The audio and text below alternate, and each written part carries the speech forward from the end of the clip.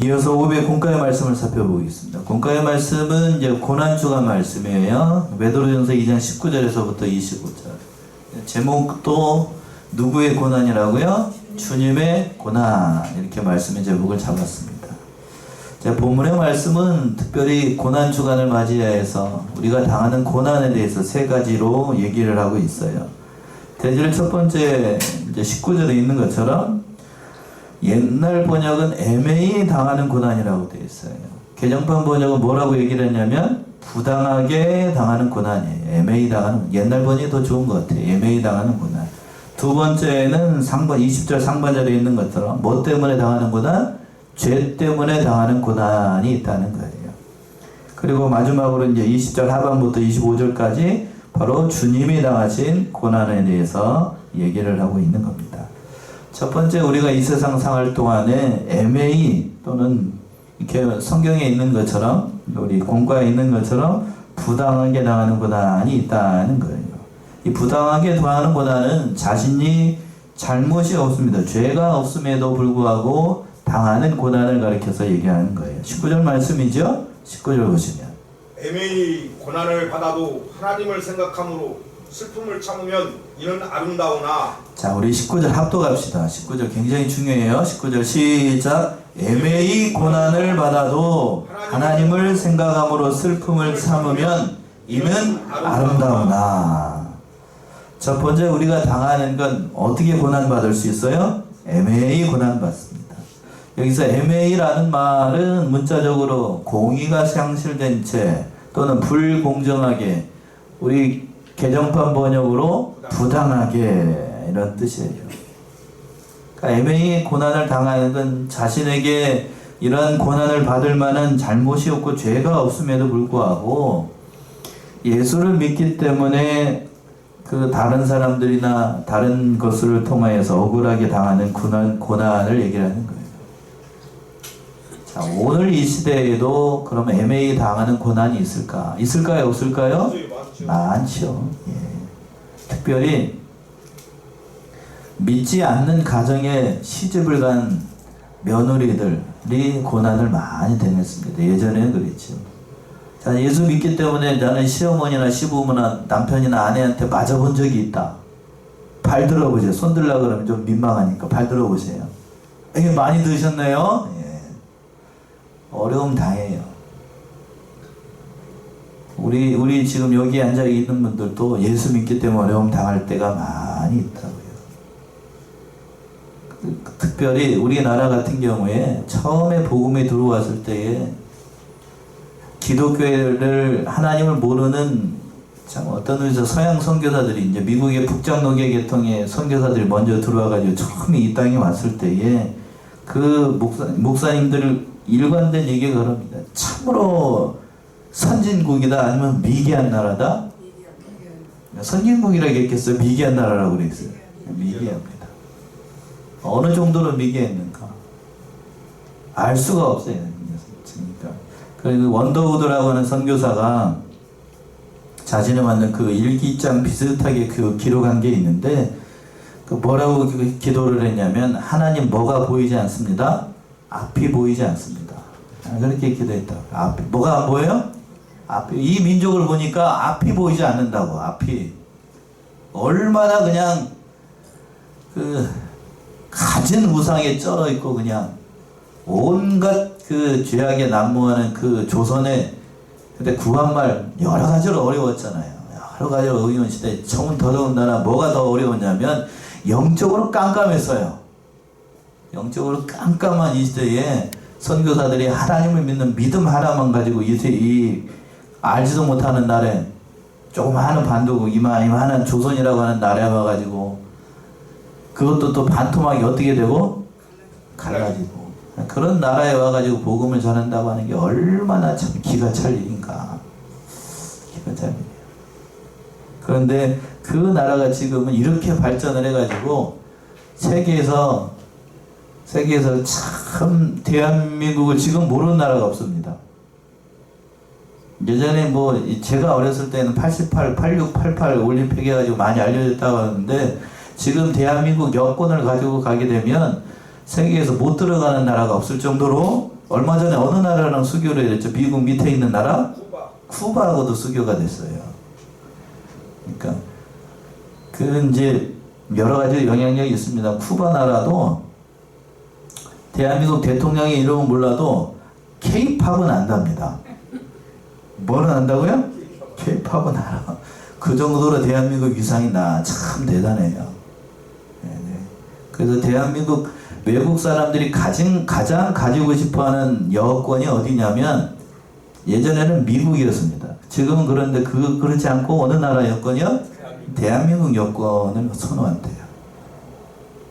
그리고 대한민국 여권, 미국은 호불호가 있어요. 좋아하는 나라에서는 좋아하고, 그런데 좋아하지 않는 나라에서는 미국 여권을 가지고 있으면 별로 안 좋아하는 나라들이 있다고요. 뭐 대표적인 예로 지금 중국하고 여러 관계도 안 좋잖아요. 근데 대한민국 여권은 이제 우리 저기 서방 쪽이나 그리고 또 별로 미국을 안 치려고 하는 나라들도 대한민국 여권은 이렇게 봐요.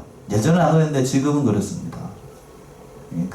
참 국가적인 위상이 참 했는데 뭔 얘기를 하려다가 미개하다는 얘기하다가 너무 많이 왔네요. 그러니까 예수를 믿었기 때문에 우리가 이렇게 복을 받은 거예요. 그런데 처음에 대한민국 그 조선에 왔을 때에는 그런 형편이 아니었어요. 그래서 믿음 생활의 처음에 1세대들은 여러 가지로 고난을 많이 당했단 말이에요. 영적으로 깜깜한 그 시대를 살아가고 나니까 그 선교사들이 이 복음의 말씀을 전할 때에도 여러 가지로 오해가 많았어요. 무슨 오해가 대표적으로 많았는가? 지금도 그렇습니다만 기독교는 뭐를 몰라보는 종교다? 조상도 몰라보고 부모도 몰라보는 종교다. 여러분들 믿음 생활하고 보니까 기독교가 조상도 몰라보고 부모도 몰라보는 종교인가요? 여러분들이 답해보세요. 아니에요. 가장 차장. 단 언제? 죽었을 때? 살아계실 때. 살아계실 때 잘하라고. 살아계실 때. 가장 큰 효도는 그러니까 부모님이 살아계셨을 때 잘 해되는 거고, 그리고 그 부모님이 예수를 믿지 않는다라고 하면 그 영혼 어떻게 불쌍하게 여기고 누구를 믿게끔 해야 돼요? 예수를 믿게끔 해야 돼요. 그래도 저도 사명이 있어가지고 부모님들 그 때가 되면은 그게 협박 비슷하게 누가 목사니까요? 아들이 목사인데 그 얼굴에다가 칠하지는 말고 그 하늘나라 갔는데 저만 천국에 있고 부모님 저 밑에 동네에 있으면은 제 면상이 뭐가 되는 거예요? 예? 아니잖아요 그거. 그러니까 그 얘기를 하는데 어머니는 전에 제 여동생 때문에 교회를 잘 나가셨어요. 지금은 왜 안 나가시는가 하고 여쭤봤더니 그 이유를 찍고 있어가지고 말씀드리기 어려운데 있더라고 이유가. 교인 때문에 시험이 들어가지고, 그러니까 그 사정을 다 아시는 그 전에 구세군 다니셨는데 그 사모님이 우리 어머니한테 신방을 해가지고 하는 얘기가, 제가 여기 와 있다는 거 아니까요. 우리 교회 못 나오면 어디라도 가라고? 어디 가라고 그러겠어요? 아들 교회라도 가라고. 아들 교회. 그러니까 자기 교회는 다시 못 온다는 사실을 아시니까 그 얘기를 하시는데, 그저께도 이제 가가지고 일해주면서 봄철 되게 되면 밭에다가 저기 하잖아요. 거름 내잖아요. 그러니까 차로 몇 번 실어다니고 그러면서 점심 오도 먹고 왔는데, 그러면서 얘기했습니다. 아들이 목사인데 어머니가 교회를 안 나가시면 되겠냐고. 그랬더니 듣고만 계시던데, 아무튼 열심히 저기 하고 있어요. 가장 큰 효도는 그러니까 뭐라고요? 부모님 뭐가 믿도록? 예수 믿도록 하는 거예요.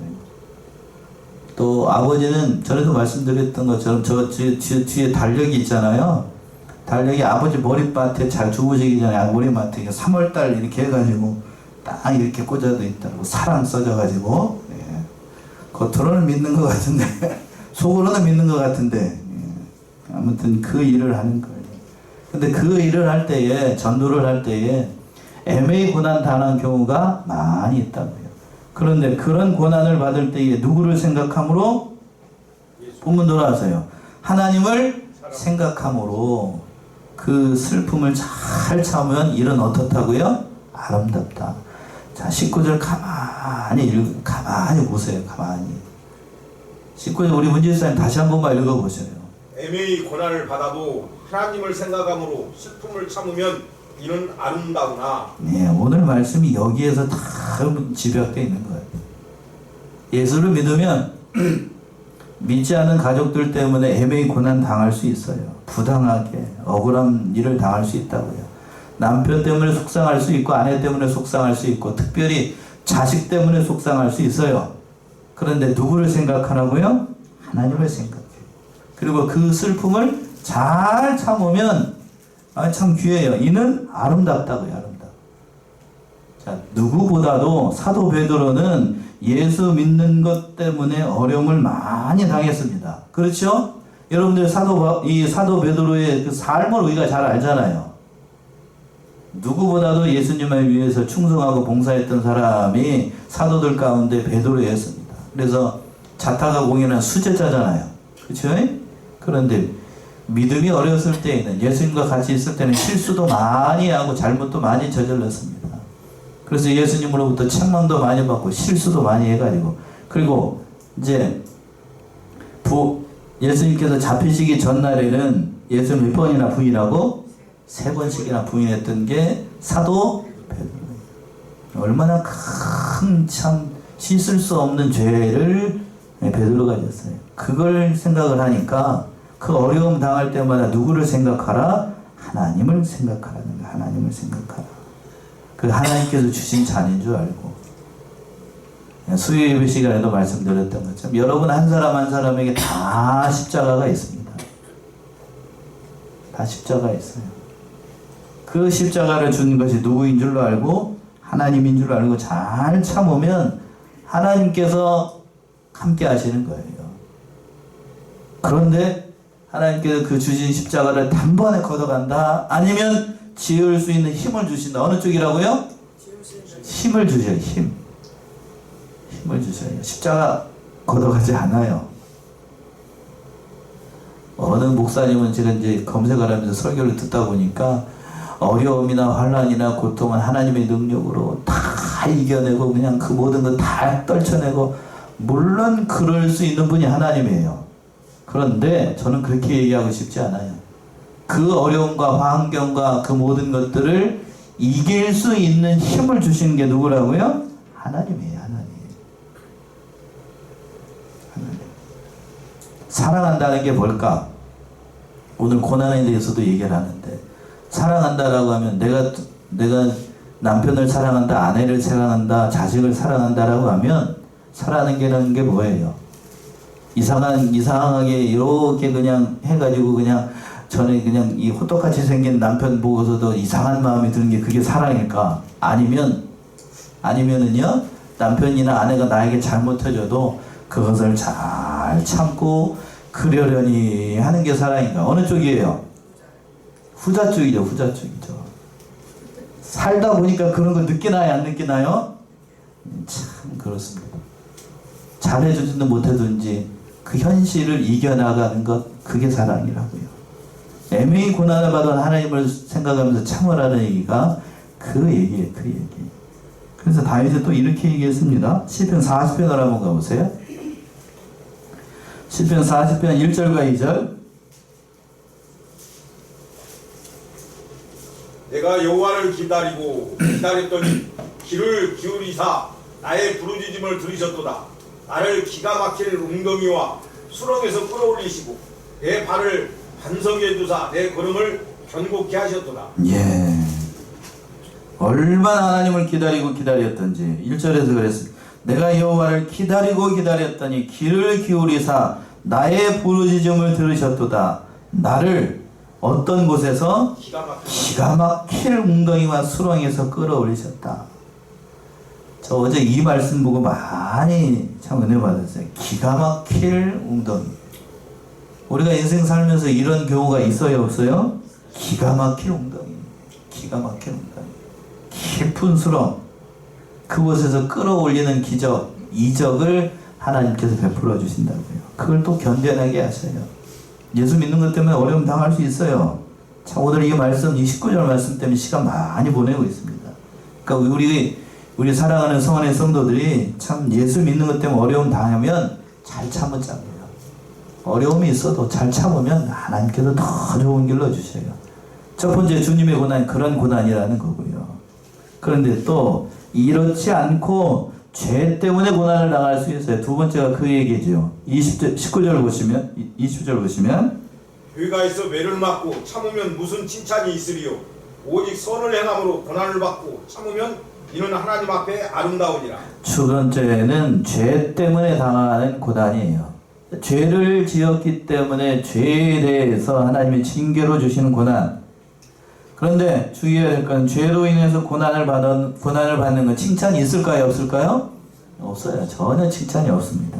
그런데 그것도 잘 참으면 그 징계를 통해서 자신의 죄를 깨닫게 되고 돌이킬 수 있는 기회를 주시니까 이 또한 하나님의 은혜라는 거예요.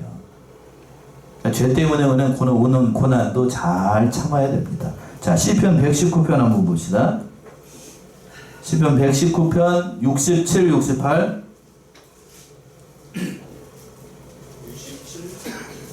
119편 67절 68절 고난당하기 전에는 내가 그릇 행하였더니 이제는 주의 말씀을 지키나이다. 주는 선하사 선을 행하시오니 주의 일례로 나를 가르치소서. 예, 고난당하기 전에는 내가 그릇 행하였더니 이제는 주의 뭐를 지킵니다? 말씀을 지킵니다. 그러니까 뭐라고 하냐면 68절에 주는 선하사 선을 행하시오니 주의 율례로 나를 가르치소서. 사람이 고난당하지 않으면 자신이 잘못된 길을 걸어가고 있는지 알지를 못해요. 눈이 어두운 그 짐승과 같아서 이사야 말씀에 있는 거죠. 잘못된 길을 가면서도 그걸 돌이키지 않는다고. 오전에 말씀에 누구처럼? 가론 유다처럼 죄악된 길을 늘 걸어가면서도 회개할 기회를 놓치게 돼요. 그러면 하나님께서 매를 드십니다. 19절 20절 한번절에서 그랬잖아요. 죄가 있어 매를 맞고 참으면 무슨 칭찬이 있겠는가. 죄에 대한 징계로 오는 것 그것도 잘 참으면 그러나 유익이 있어요. 낮아지게 하고 회개할 수 있는 기회를 주시니까 그 또한 얼마나 큰 복이냐는 거예요. 그러나 중요한 건 이 죄악 때문에 오는 죄는 짓지 않는 게 비참하니 좋습니다. 그리고 마지막으로 이제 20절 하반부에서부터 25절까지는 죄송합니다. 우리 주님께서 당하신 고난에 대해서 얘기를 하고 있어요. 20절 하반절에서 보시면 그랬죠? 오직 선을 행함으로 고난을 받고 참으면 이는 하나님 앞에 여기도 어떻게 된다고요? 아름답다고 그랬어요. 앞에서도 그랬습니다. 애매히 고난을 당하도 슬픔을 참으면 이는 아름답다고 되어 있고 또 20절에서도 오직 선을 행함으로 고난을 받고 참으면 이는 하나님 앞에서 아름답다. 자, 사도 베드로는 그렇게 얘기하는 거예요. 하나님 앞에서 아름답다. 아름다운 게 뭘까? 예쁜 아가씨를 보고 아름답다라고 얘기하지 않고 사도 베드로는 그게 아름답다는 게 아니에요. 뭐가 아름다워요? 애매히 고난을 당해도 잘 참는 게 하나님 앞에서 아름답다. 그게 아름다운 거지요. 그리고 또 예수님처럼 오직 선을 행함으로 고난을 받고 잘 참는 게 그게 아름다운 거예요. 찬송가 144장 4절에서 그랬죠. 아름답다 예수여. 뭐가 아름다워요? 예수님이 십자가를 지신 게. 그러니까 보는 관점이 전혀 다른 거예요. 왜 사도 베드로 수제자인가? 여기서 잘 나타나요. 베드로의 관점에서는 주님을 위해서 고난을 당하는 게 아름다운 거고 예수님을 같이 고난을 받는 것이 하나님 앞에서 아름답다는 거예요. 요즘 꽃미남 또 뭐요? 그 예쁜 아가씨 뭐 걸그룹 중에요. 그런 게 아름다운 게 아니고 그런 게 아름다운 게 아니에요. 믿음의 세계에서는 주님을 위해서 고난받고 또 주님을 믿다가 참는 것 어려움 당하는 그게 아름다운 거라고요. 아멘이십니까? 우리가 그를 위해서 부름을 받았다고요. 그 말씀이 21절에 있어요. 21절 보시면 이를 위하여 너희가 부르심을 입었으니 그리스도도 너희를 위하여 고난을 받으사 너희에게 본을 끼쳐 그 잡주를 따라오게 하려 하셨느니라. 이를 위하여 너희가 뭐를 입었다고요? 부르심을 입었어요. 하나님께서 우리를 하나님의 자녀로 부르신 이유가 20절에 있는 것처럼 선을 행함으로 고난을 받고 참아서 하나님께 영광을 돌리는 삶을 살도록 하기 위해서 하나님께서 이런 고난을 주신다고요. 그게 아름다운 거예요. 그리고 또 특별히 21절에서는 이것을 위해서 우리가 부름을 받았어요. 단순히 이 세상에서 복 받고 그 세상 사람들이 얘기하는 것처럼 그러한 잘 먹고 잘 살기 위해서 우리가 하나님 앞에 부름을 받은 게 아니라는 얘기예요. 아니라는 얘기입니다. 주님을 위해서 고난을 당하고 선을 행함으로 고난 받는 것이 참으로 귀하다는 얘기예요. 본문의 말씀에 등장하고 있는 사도 베드로가 그런 고난을 당했고 또 특별히 사도 바울도 주님을 위해서 고난 받는 것이 큰 기쁨이다. 그렇게 얘기를 하면서 자신은 주님을 위해서 뭐까지도 내놓았냐면 자신의 생명까지도 내놨어요. 사도행전 20장이죠. 보시면 사도행전 20장 22절에서부터 25절 사도행전 20장 22절에서부터 25절 보시면 보라 이제 나는 성령에 매여 예루살렘으로 가는데 거기서 무슨 일을 당할지 알지 못하노라. 오직 성령이 각 성에서 내게 증언하여 결박과 환난이 나를 기다린다 하시나 내가 달려갈 길과 주 위에서 받은 사명 곧 하나님의 은혜의 복음을 증언하는 일을 마치려 하면은 나의 생명조차 조금도 귀한 것으로 여기지 아니하노라. 보라 내가 여러분 중에 왕래하며 하나님의 나라를 전파하였으나 이제는 여러분이 다 내 얼굴을 다시 보지 못할 줄 아노라. 예, 사도 바울의 그 떠나면서 그러니까 거기를 떠나면서 사도 바울이 예루살렘 올라가는 길에 이 말씀하신 겁니다. 개역 성경 버전은 그래요. 보라 이제 나는 어디에 매임을 받아? 예, 개정판은 성령이라고 그랬을 거고 개혁판은 심령의 매임을 받아 예루살렘으로 가는데 거기서 무슨 일을 만날는지 알지 못하노라. 오직 성령이 각 성에 내게 증거의 결박과 환난이 나를 기다린다 하나. 그 예루살렘으로 올라가면 뭐가 기다리고 있다고? 복이 기다리고 있다고요? 에? 예수님이 그 예루살렘 올라가면 나를 잘 대접해 준다고요? 그게 아니에요. 결박과 환난이 나를 기다린다 하나 그러나 나는 그걸 피하지 않겠다고. 그럼 뭐라고 얘기를 했냐? 24절 나의 달려갈 길과 주 예수께 받은 사명 곧 하나님의 은혜의 복음을 증거한 일을 마치려면 나의 생명도 조금도 귀한 것으로 여기지 않는다. 생명도 아깝지 않다는 거예요. 그러면서 뭐라고 얘기를 하냐? 25절 참 짠해요. 짠합니다. 25절 보라 내가 너희 중에 왕래하며 하나님 나라를 전파하였으나 지금은 너희가 다 내 얼굴을 다시 어떻게 못해요?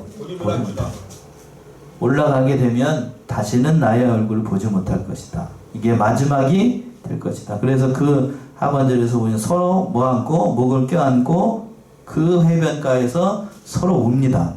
다시 보지 못해. 실제로 다시 보지 못했어요.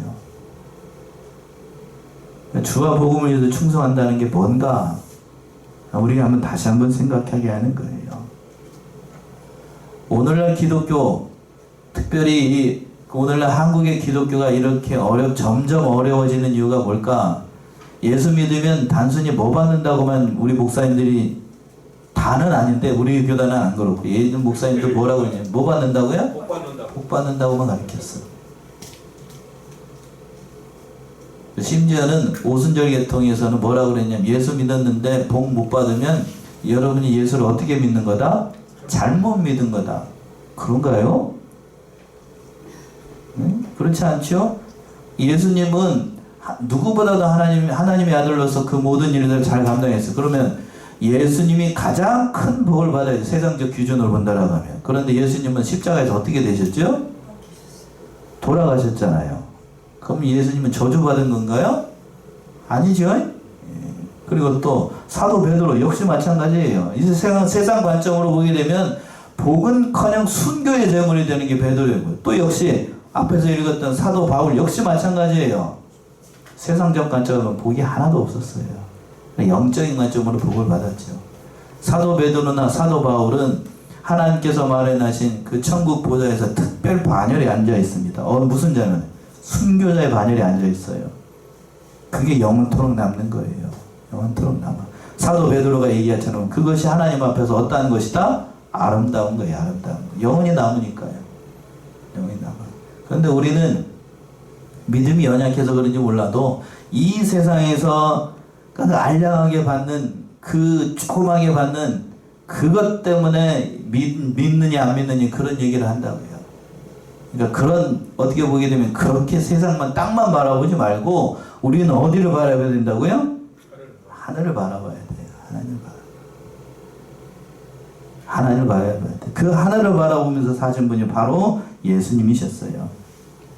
그래서 21절 보시면 다시 한번 보시면 21절이요. 이를 위하여 너희가 부르심을 입었으니 그리스도도 너희를 위하여 고난을 받으사 너희에게 본을 끼쳐 그 자취를 따라오게 하려 하셨느니라. 앞에서 말씀드렸잖아요. 이를 위해서 우리가 부르심을 받았어요. 이것을 위해서. 그리고 또 그리스도도 너희를 위하여 뭐를 받으사?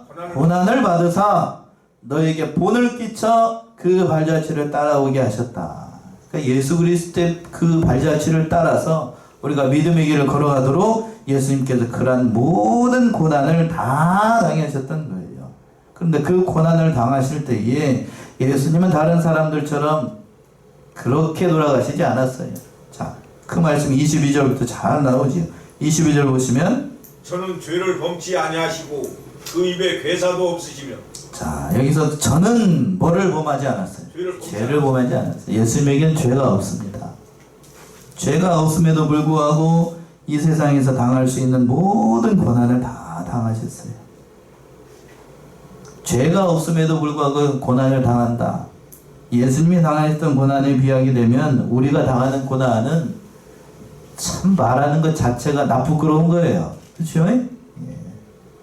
나쁘끄러운 거예요. 그리고 또 그 입에 뭣도 없다고요?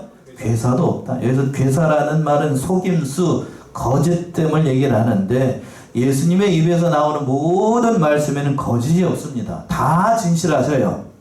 다 진실하셔요. 그런데 그 모든 말씀을 통해서 잘못된 길을 걸어간다 이렇게 얘기할 수 없어요. 예수님은 온전히 아무런 말도 하시지 않고 그는 욕하지도 않으셨다고요. 24절의 말씀이 그 말씀인데 23절 보시면 욕을 받으시되 대신 욕하지 아니하시고 고난을 받으시되 위협하지 아니하시고 오직 공의로 심판하시는 자에게 부탁하시며. 자, 우리 예수님과 우리 연약한 인간의 근본적인 차이가 아닌가 저는 이렇게 생각을 합니다. 욕을 받으시되 뭐하지 않고 대신 욕하지 아니하고. 참 이사야 53장 7절의 말씀을 인용한 것인데 욕을 받았다. 여러분들이 사람들로부터 욕을 받는다. 그러면 우리는 욕하지 않는가? 그런가요? 목사님 보고 있으니까 욕하지 않고 싸우지 않습니다 라고 얘기를 하는데 어느 때 나타나는가? 남자분들은 가다가 교통사고 나면 여러분 승질 다 나와요. 목소리 큰 사람이. 예? 뭐가 다 나온다고? 교통사고 나보면 알아. 예, 여러분들이 인격이 어느 정도인지 교통사고 날 뻔하거나 나게 되면 여러분 인격이 다 나와. 밑에 있는 게 다 나와. 저도 역시 마찬가지고.